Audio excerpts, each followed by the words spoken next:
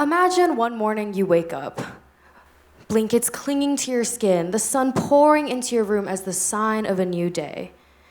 You're thinking about what you're going to eat for breakfast, maybe what you're going to wear for the day. Chic, casual, formal, all is the same. Except for you. Surprise! You're a bug now. Your eyes are now bugging out of your skull, antennas sprouting out of your head. Instead of a back, chest, and torso, you have a hard shell wrapping all of your muscles. You can't walk properly, you've lost your appetite, you've lost your job, because let's be real now, can a cockroach type on a computer or attend meetings? But most of all, your family is horrified by you. That's because you're not you anymore. You're a bug that they've been taught to be scared of. And the worst part is, you had no choice in the matter. This is the universe that Franz Kafka depicts in his work, The Metamorphosis, in which the protagonist, Gregor, a young man with a loving family and a promising job, wakes up one morning as a cockroach. Overnight, his life is ruined. He loses his job, his family abandons him mentally and physically, and he ends up dying alone of heartbreak. But this is not mere fiction. This is the reality that millions face every single day as they battle addiction. When they need help the most, society turns their back on them and shuns them from the world. In a study from the Johns Hopkins Bloomberg School of Public Health, 78% of surveyed respondents said that they would not be willing to work alongside someone battling addiction. Because when it comes to addiction, people stop seeing the person and only see the problem. Abandonment, exclusion, and socially induced isolation ensue as a result, in every explicit and implicit way possible. Little do we realize is that it's this cycle that drives them further into addiction, spiraling even further. The only way to combat this negative treatment is to embrace empathy and community. Today, I like to bring you on a narrative story of Gregor and his journey as a cockroach, how the world treats him, how he dies of heartbreak. I want to show you how Gregor is all around us, and more importantly, how we can save Gregor.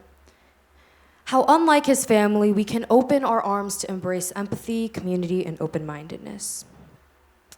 We are first introduced to Gregor when he wakes up the morning as a cockroach. His family is horrified by him. They're disgusted, immediately appalled, and his dad claims we must try to get rid of him. In 2024 alone, 48.4 million Americans above the age of 12 battled substance abuse, and a United Nations report shows that 220 million people worldwide are battling substance abuse.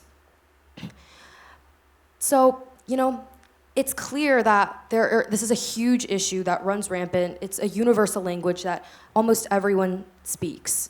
But addiction is viewed in a different light compared to other mental and physical illnesses because of its perceived association with weak morality. In fact, one study shows that 88% of people reported negative perceptions of substance addiction, with another study showing that 43% of all surveyed respondents believed that basic health insurance should be rejected for those battling substance addictions. But this is not a secret or something that people keep tucked away in their own heads. In fact, one Korean study shows that 76.9% of people reported agreeing to the unfair treatment of substance addicts. So the general consensus that the world and society has shown is that we dislike and we mistreat addicts. We are aware of it. Some even take pride in it. And here lies the problem. Nobody wants to change their mind. Nobody wants to help, both themselves and those with addiction.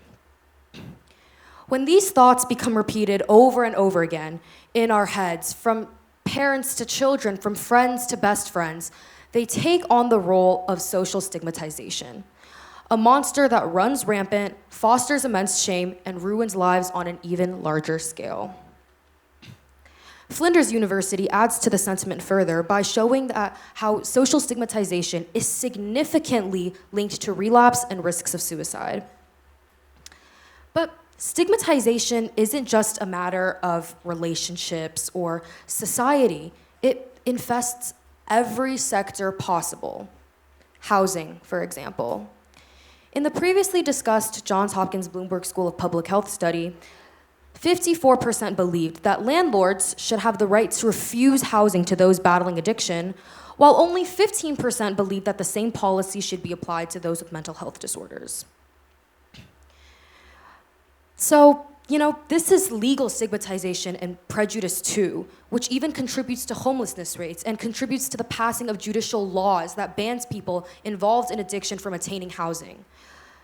But what happens when this scenario is closer than you would think? And what happens when you find this scenario within your own home? Will you treat your own blood, your most immediate form of community, with the same distaste and disgust that you treat addiction as a whole? This is the dilemma that Gregor presents. At first, his family is in denial. They think, if we ignore this bug in our house, it'll go away. It'll just leave. But eventually, this denial translates into shame, and they hide him in his room. They refuse to allow any doctors to see him because they're scared of the shame that comes with their son being a bug. His dad tries to be methodical and says, well, we've tried everything we can. We just must get rid of it. There's no other way.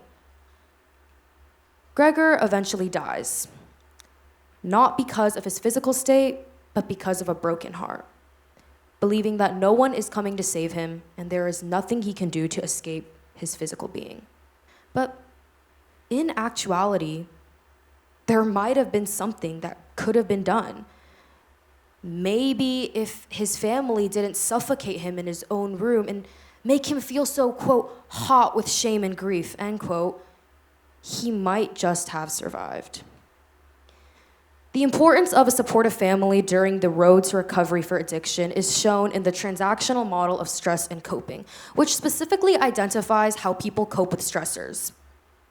A study done by researchers from the University of Delaware and the University of Connecticut show how social stigmatization from family members is particularly devastating to those battling addiction.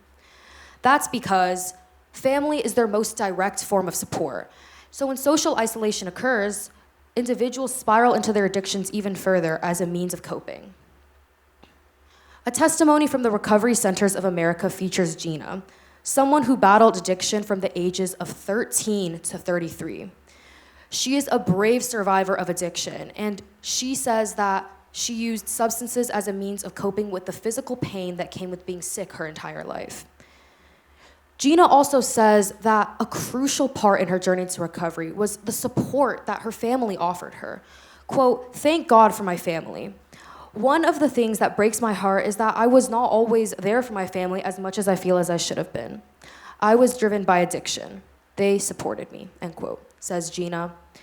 This directly supports the fact that support and understanding empathy from one's community is invaluable in the road to recovery, even if they might not understand what addiction feels like or what someone battling it is going through.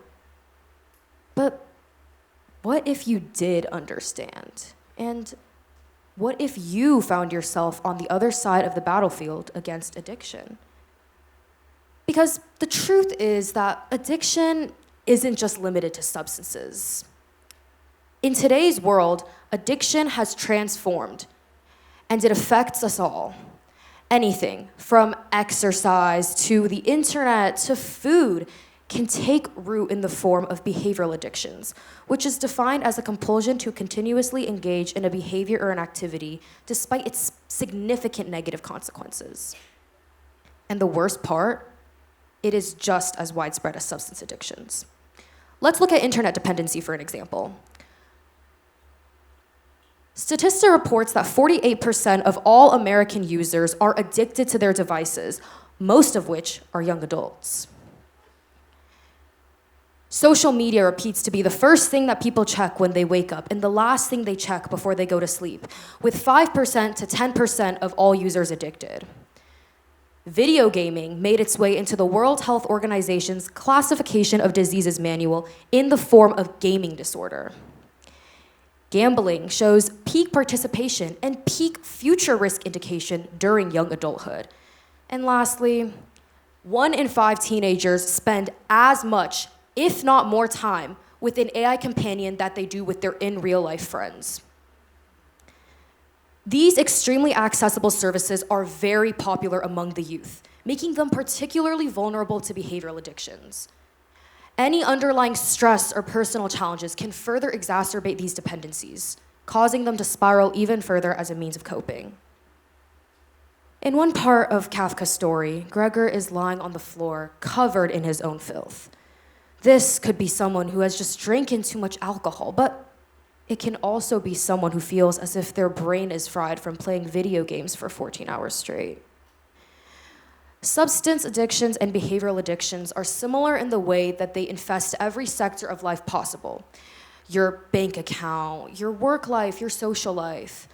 But also their biological framework is the same, specifically dopamine release. Dopamine is typically referred to as the reward and accomplishment neurotransmitter, generating a sort of temporary high when released.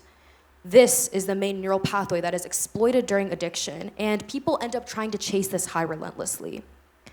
The American Psychiatric Association reports that someone's brain who's addicted to the internet responds to it the same way that someone's brain who's addicted to smoking responds to cigarettes.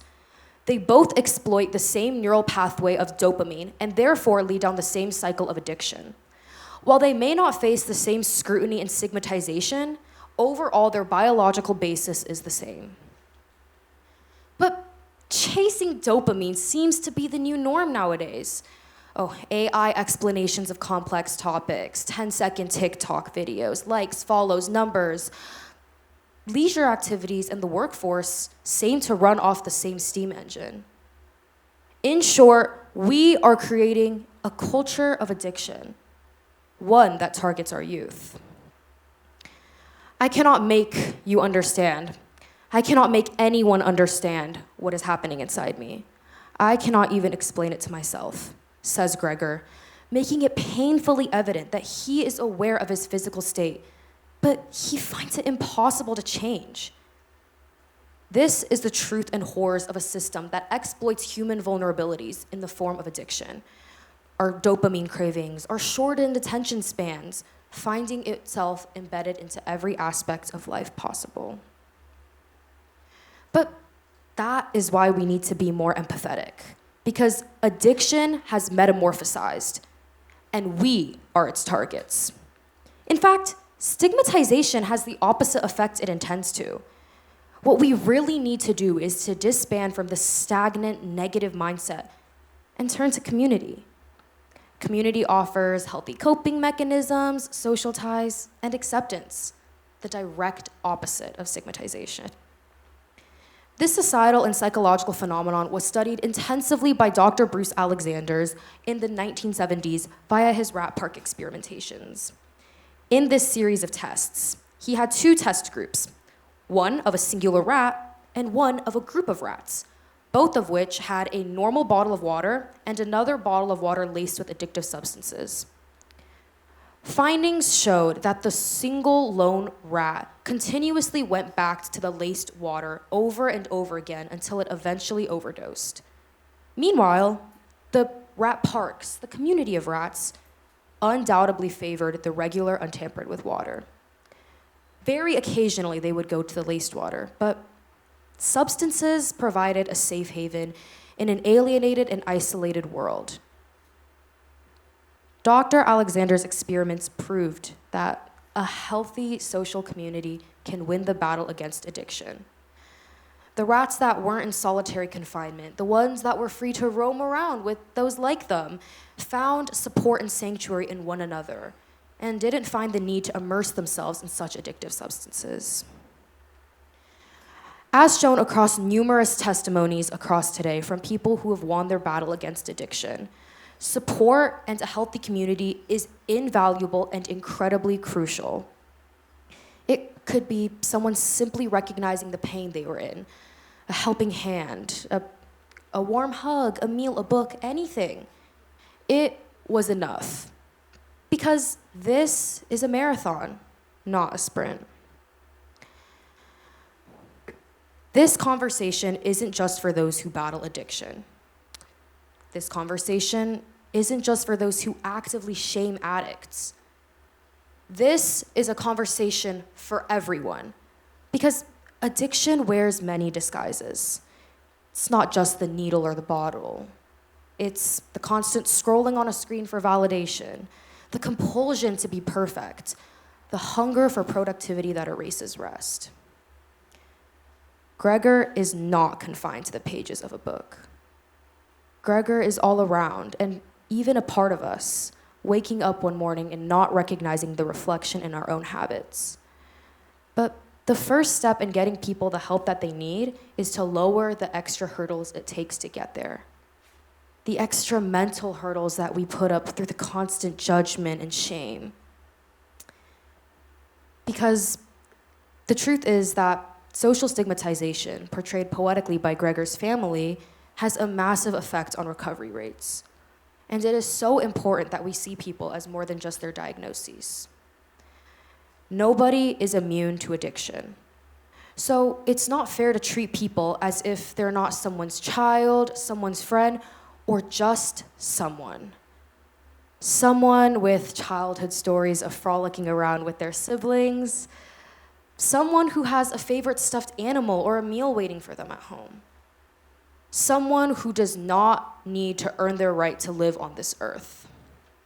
Because really, what if the real metamorphosis is not in the body or in the habit, but in the community's willingness to see someone change?